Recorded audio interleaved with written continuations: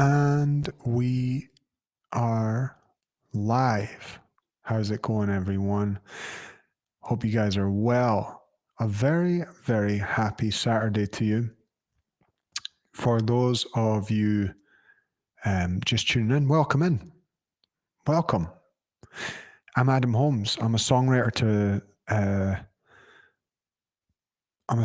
from Scotland. I'm a dad to wee ginger Rosa, and I'm thankful to connect with over 800,000 of you across social media while leading one of the world's biggest music communities on Patreon, known as The Club. On these streams, I share songs, stories, and lessons from my journey. We'll talk about music, family, and creativity, and I'll play your requests on the musical live streams. For a deeper dive, I want to invite you to come and join my club for weekly unreleased demos, replay access, and our private community. And if you're dreaming of producing your own album or want coaching on your creative path, just ask. I sometimes have room for new collaborations. All questions and requests today are picked from members inside of the club. Let's get into it. Every Saturday, what I do is we do a Q&A, and all questions come from the club. So here we go. First question today comes from Janet. And by the way, just before I get started, let me double check. We have sound. I believe we do. How are you today? I am good. I'm trying to book swimming to go swimming with Rosa. The website for Edinburgh Leisure is like from 1996. It's so annoying. I'm like, who designs these websites? I feel like Rosa could design a better website.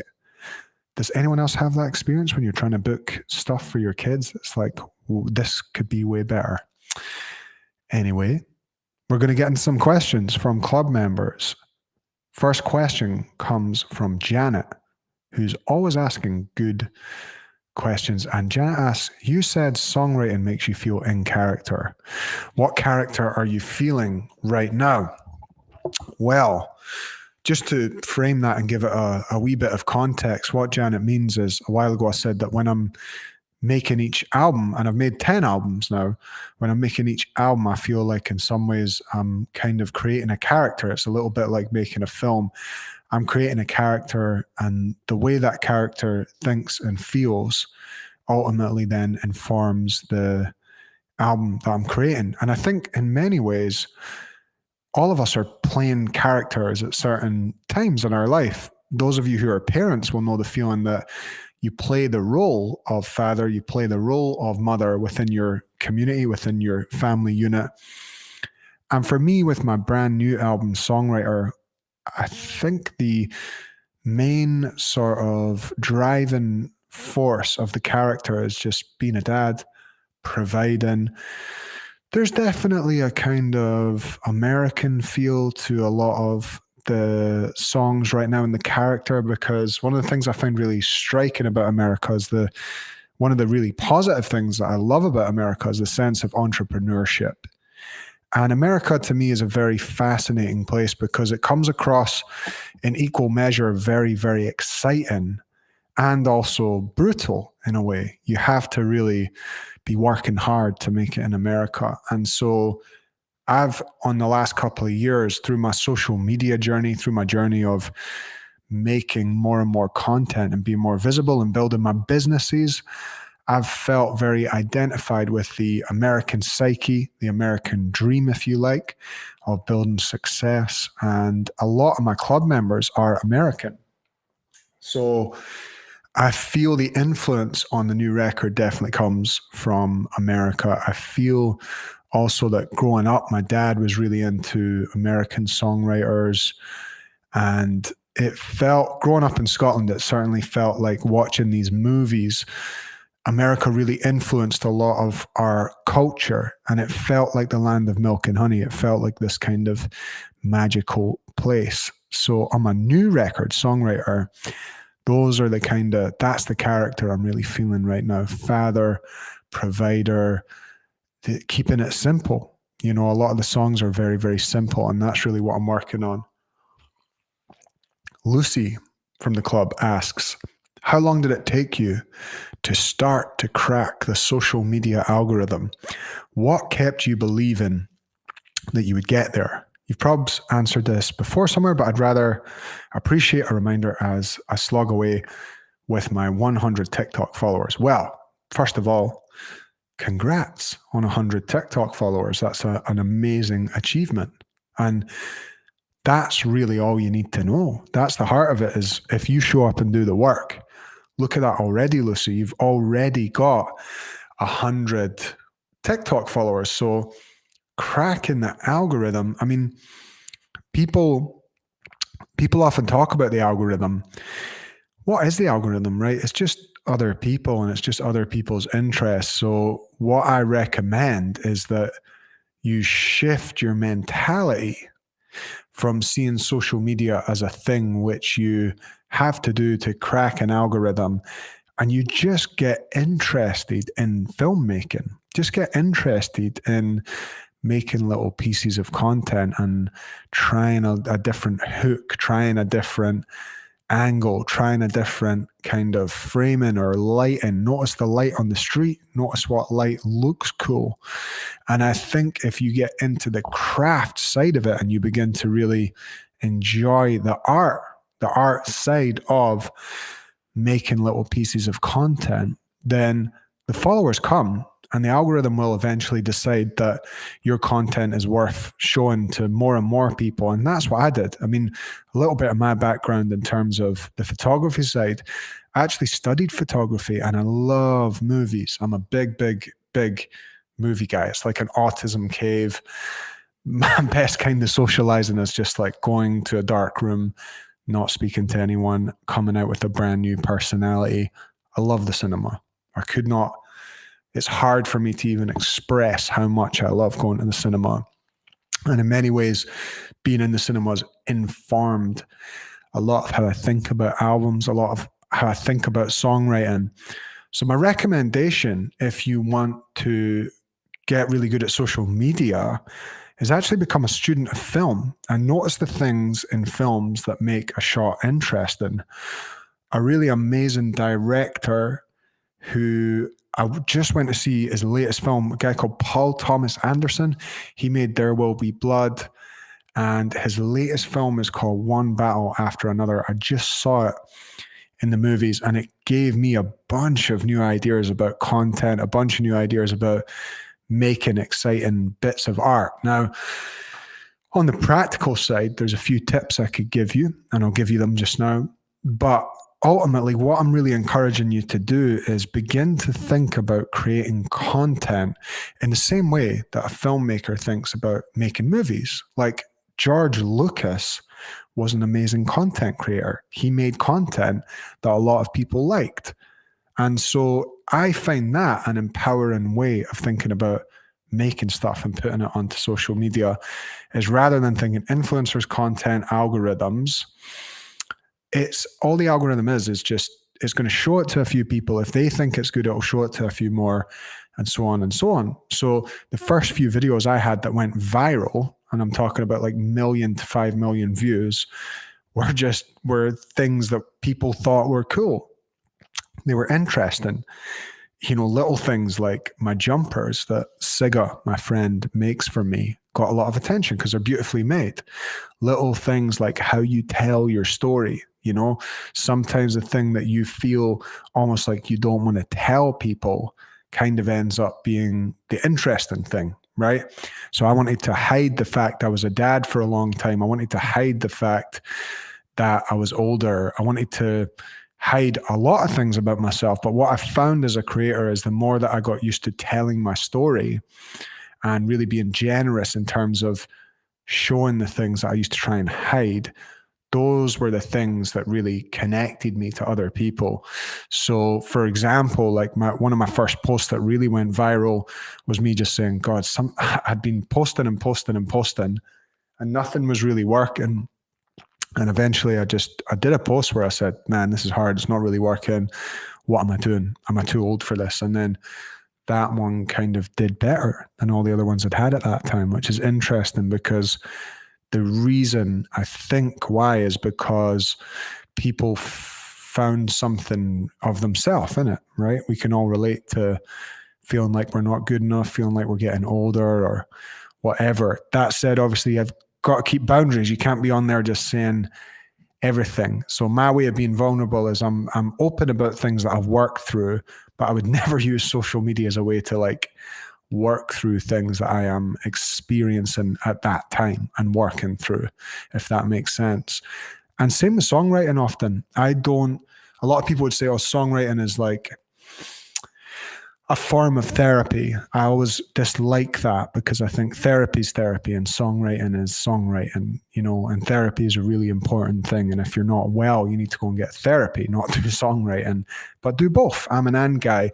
But ultimately, the thing that you want to not share often makes the most interesting song. Social media is the same. And that said, make sure that you've processed it a little bit before you're being too honest. Otherwise, you're just going to attract people who, you don't want to attract. What I would say on a practical front is hook, story, offer. Have a hook, something that interrupts the pattern, because people are on there just scrolling. Do something to interrupt the pattern. Tell a bit of a story and then make an offer. So my hook, story, offer could be like, hey, could you stop scrolling and listen to this song? And then I'm Adam Holmes. I'm a dad. I've got a wee ginger kid. I live near a castle. And then offer, I have 10 albums. You can go listen to them. Offer, I have a club. Come and join the club. So hook, story, offer is a pretty good sort of practical technique, practical tip to quote unquote break the algorithm. But hopefully what I've framed there is useful in the sense that what I want to encourage you to do is begin to think about yourself as a filmmaker instead. And you're going to have a lot more fun doing it like that, because similar with any creative path, if you think the point is to like get it done and crack it and get it over with, you're not going to win against someone who is having fun. So the best thing you can do is learn how to have fun with the content that you're creating. And that would be my recommendation there. Okay, another one. This one is from Ruth, and she's written quite a lovely piece that I want to read out. I hope she doesn't mind ahead of the question. Hey, homies. We call our club members homies inside of the chat, the private chat. Hey, homies, happy Friday. It's been a challenging week, mentally and emotionally. I'm hoping today is a better day. It's only 10:30 right now. Listening to a playlist of Adam's songs. It's amazing how it heals the nerves and stress. It got me thinking about those moments when a line from a song hits the perfect moment. I have two in particular come back to me when I hear People Come, People Go, which is one of my tunes. The first was when I was sitting in the apartment away from home. Driving one of my girls to their first apartment away from home for college. That's amazing. As the tears slipped down my cheeks, I started listening to some music and heard Adam sing Blue-Eyed Women Crying in the Station. Time was crazy. Then in February, my dad died and my husband was being an ass. Can I say that? Yep, you can. As I drove down the cold, icy road in the mountains of Washington State after his funeral, the same song came on. I bet you can figure out which line matched the moment. There's a line in my song which says, if her daddy's gone, I'd tell her it gets harder. How about you? Asked Ruth. Have you had a moment when it seemed like a line was written for you? Love this question. I'm going to have to think about.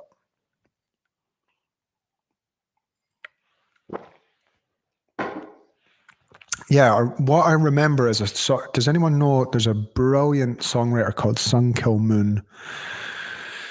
And he has this amazing line, I have all these memories, I don't know what for. I have them and I can't help it. And I always loved that line. I thought that was just a really special line. It's like it's kind of like this graveyard of memories that we have, and it's like, what do we do with them, and why are they there? And hopefully they're there to make us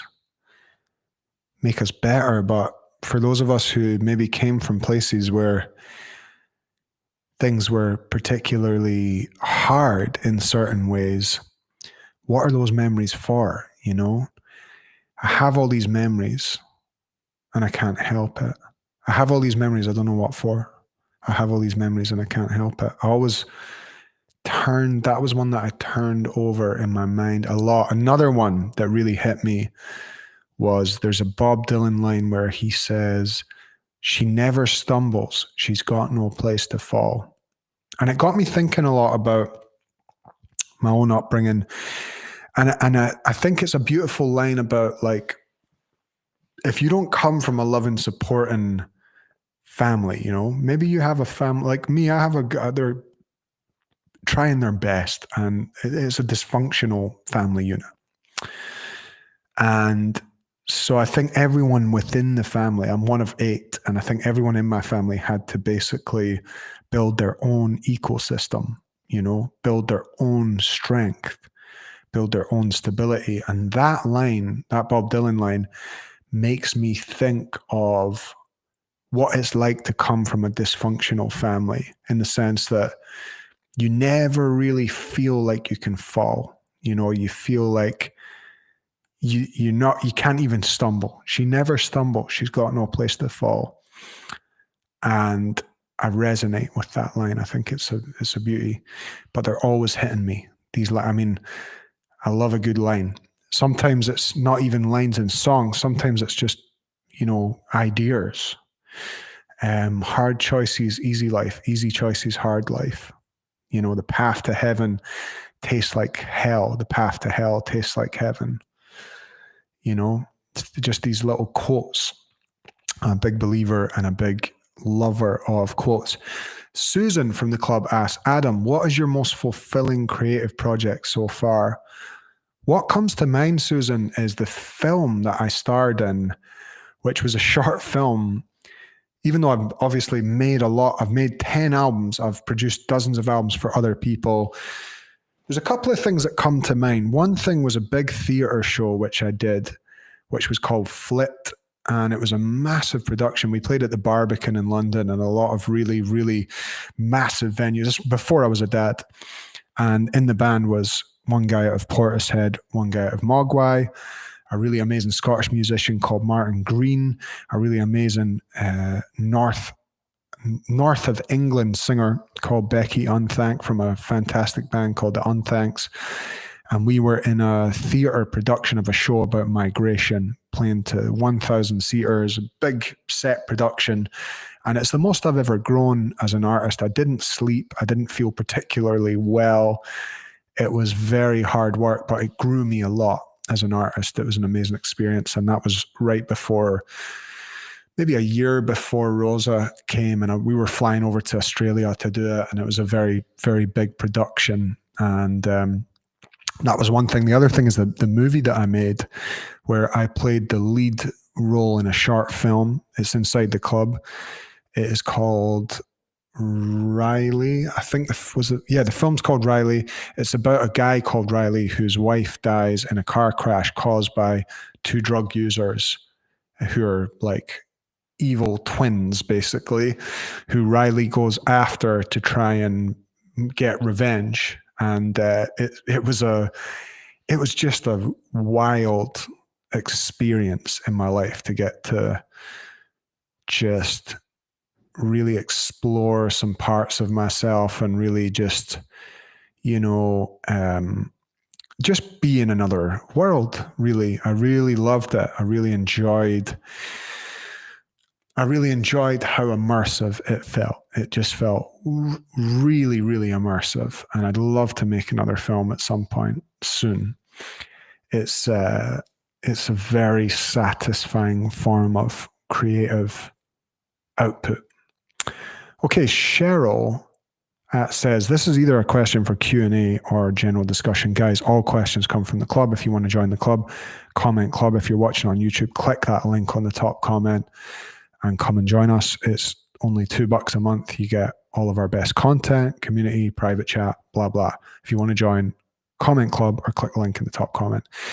Cheryl says, either a question for Q&A or general discussion. Is it really a truism that people are conditioned to expect immediate results? Are we not relying too much on false universal narratives?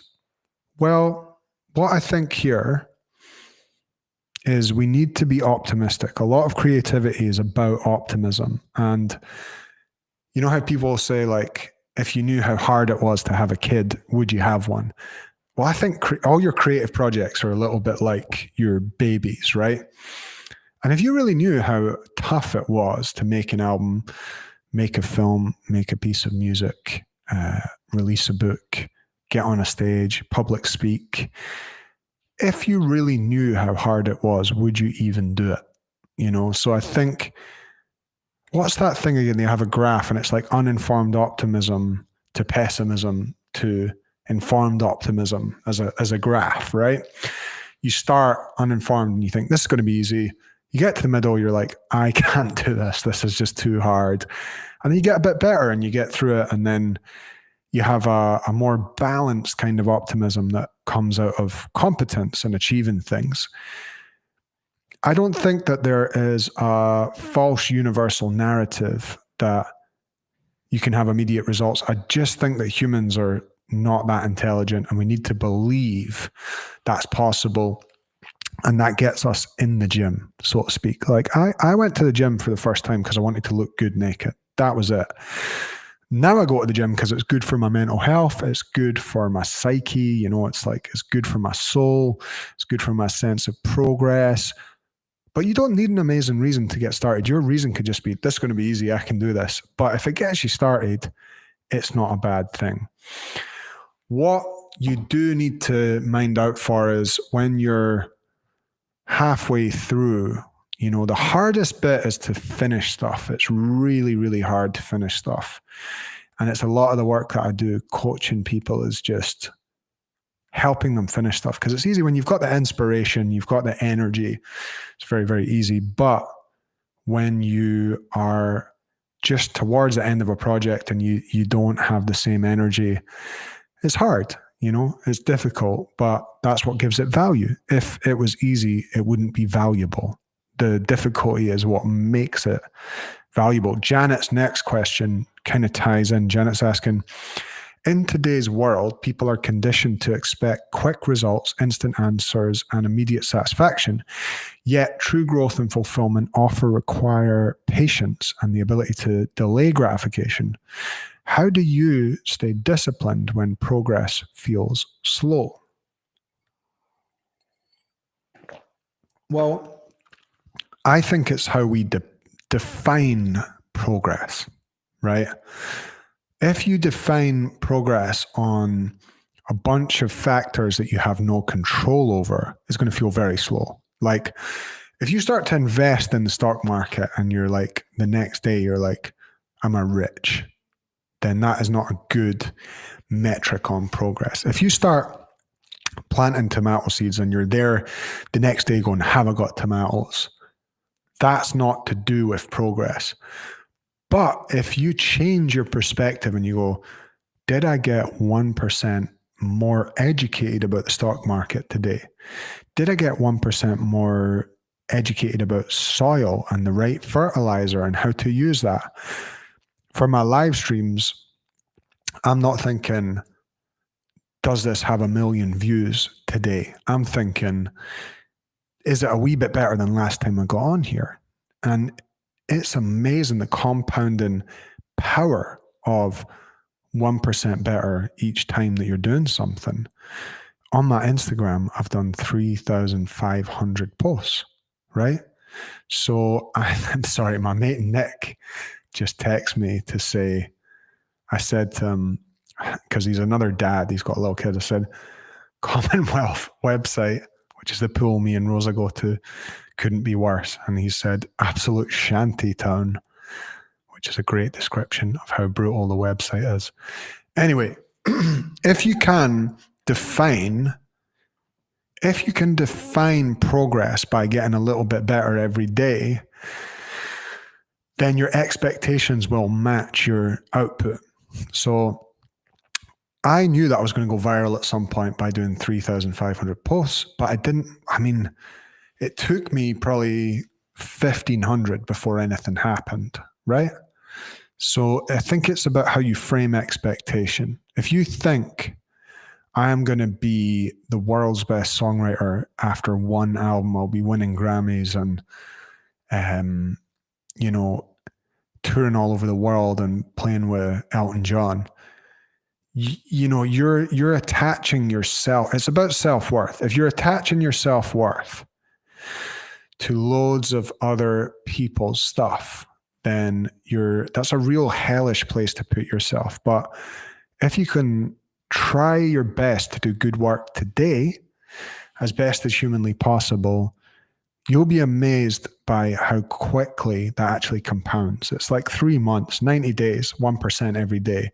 You're going to get so much better, so much better just by doing that. Sarah from the club asked, how do you manage to keep focused on the tasks ahead being ADHD? My being G&T, it makes it really hard to concentrate on anything that is not of utmost interest to me. I don't know what G&T means. I'm assuming not gin and tonic, but whatever it is, maybe it has a parallel to ADHD. I don't recommend, here's where probably my advice is going to be a little bit different and maybe slightly controversial. I don't recommend that people try to get good at stuff that they are not that good at naturally. I don't think that's the purpose of life. I think at some point in your life, right, you have to get pretty good at one thing that you don't want to get good at.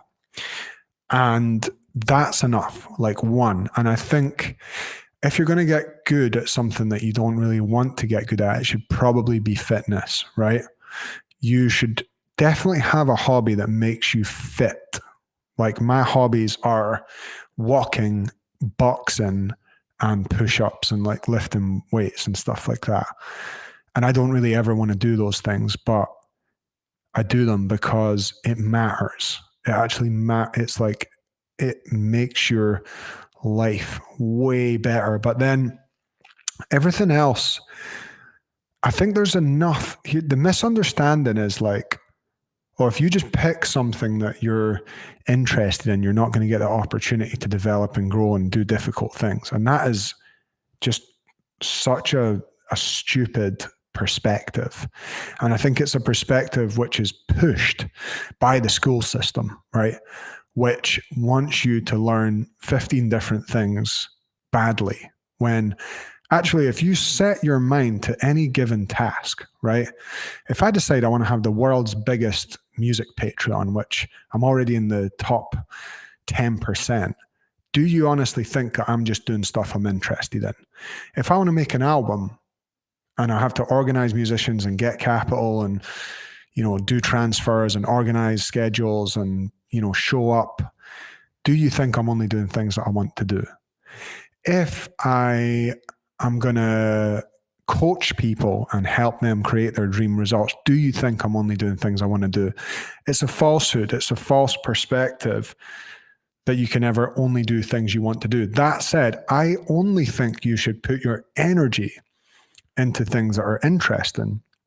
Now, the optimal way to do this is to do things every day that engage your flow state. So for me, talking about creativity, singing songs, coaching people, making records, making social media content are all really, really hard, but I'm in flow state when I'm doing them and they're interesting to me.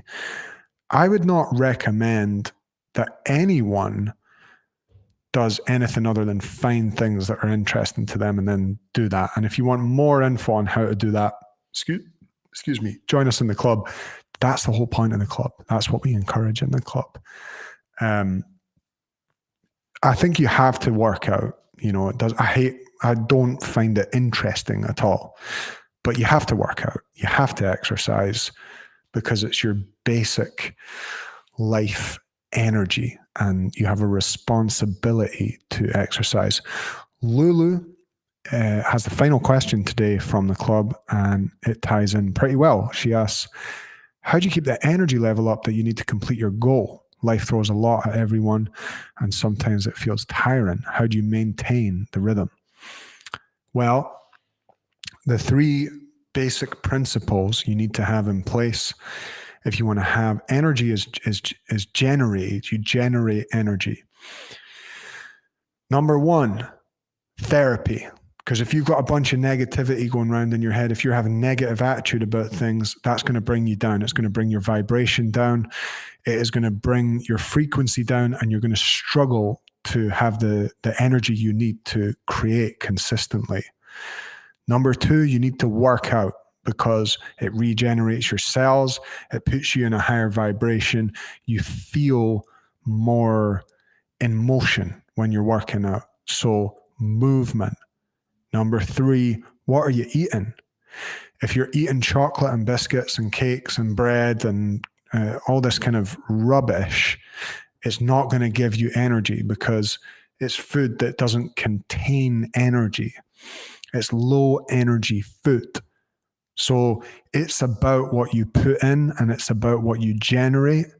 What you put in, content-wise, don't watch the news. Don't listen to mainstream media. Don't listen to negative people, because there's a lot of positive things in the world going on. Be around positive people. Be around positive people. You have to be around positive people. If anyone brings in a remotely negative or self-defeating perspective into my arena, into my sphere, into my realm, I tell them, I pull them up on it. This is even friends, my family, my daughter, anyone. That's not how we roll. We keep our energy high. We keep our energy positive. Now, does this mean you can't have negative emotion? Of course not. We have negative emotion. That's part of life. You just do. But what it means is keep the vibration high. Listen to good high vibrational music with positive messaging. Listen to coaching content like this that makes you feel good. Be in the club. Chat to other people who are in the club. Go to the gym. Look at people who are trying to make their life better every day. Eat good food. Treat yourself like you're someone who you care about. That's how to keep your energy up. And the final point on keeping your energy up, boundaries. Have boundaries. If you want to learn how to have boundaries, go to therapy. And if you want to have